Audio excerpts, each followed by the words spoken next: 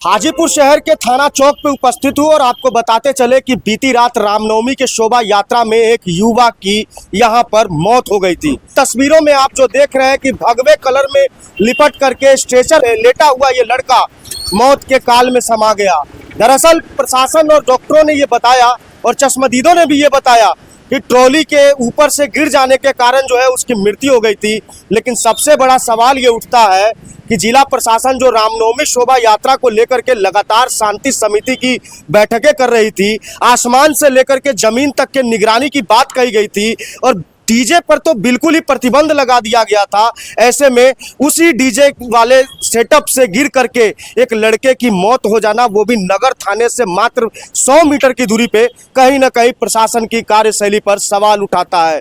सबसे पहले मृतक के भाई का बयान आप सुन लीजिए कि उसने क्या कुछ कहा। मेरा भाई था ना, उसको बुला के ले गया था ट्रोली पसंद तार खींचने तो कहा कि चल, तो गया यहाँ पे लेकर आया है ना, तो गाड़ी उछला, झटका लगने के कारण नीचे गिर गया,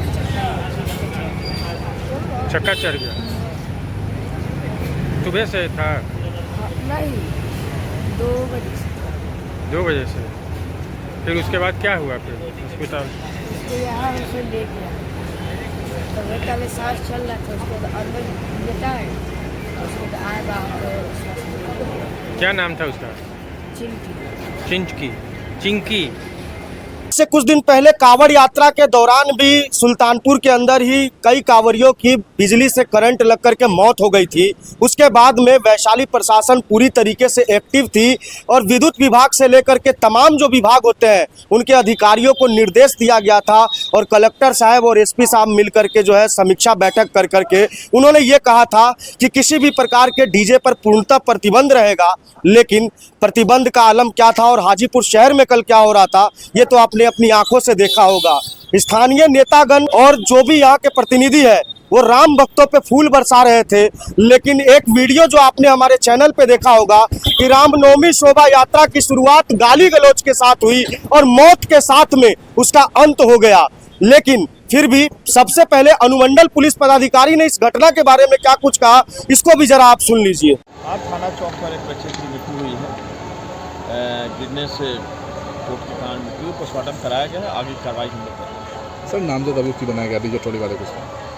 अभी FIR नहीं देखे हैं, क्योंकि बनाया गया है, देखने के बाद में। सर डीजे ट्रॉली FIR की बात सामने आ रही है सर, कई लोग हर एक बिंदु पर जाँच हम लोग कर रहे हैं, जो भी जाँच में आएगा उस पर आवश्यक कार्रवाई हम लोग करेंगे। जो भी बयान जो अधिकारियों ने दिया और उन्होंने डीजे पे प्रतिबंध लगाने की बात की थी और ये कहा था कि हृदय रोगी सहित कई लोगों को दिक्कत होती है ऊंची आवाज सुनने के से, इसीलिए डीजे को प्रतिबंधित रखा गया है। कि जैसा मृतक के भाई ने बताया कि उसे डीजे बॉक्स का जो तार होता है ना, उसको खींचने के लिए उसको ड्यूटी पर लाया गया था और आनन फानन में जब ये सकड़ी गलियों से होकर के रामचौड़ा मंदिर पे जब शोभा यात्रा समापन के लिए जा रही थी, वहां पे एक अबोध बालक की गिर करके मृत्यु हो गई। इसका जिम्मेदार आखिर दिया जाए तो किसको दिया जाए?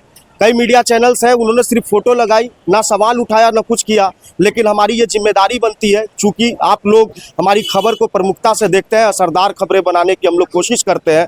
लेकिन इस तरीके का जो घटना हुआ ये कहीं ना कहीं आपस में झकझोर देने वाला है।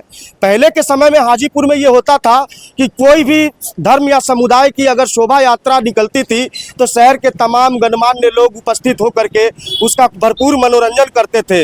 लेकिन उपद्रवियों के ऊपर विशेष नजर रखने वाली वैशाली प्रशासन जो डीजे के अंदर जो सरेआम हथियार लेकर के लहराते हुए हाजीपुर की सड़कों पे जब घूम रहे थे, उस समय प्रशासन क्यों मूक दर्शक बनी रही, इसका जवाब कौन देगा?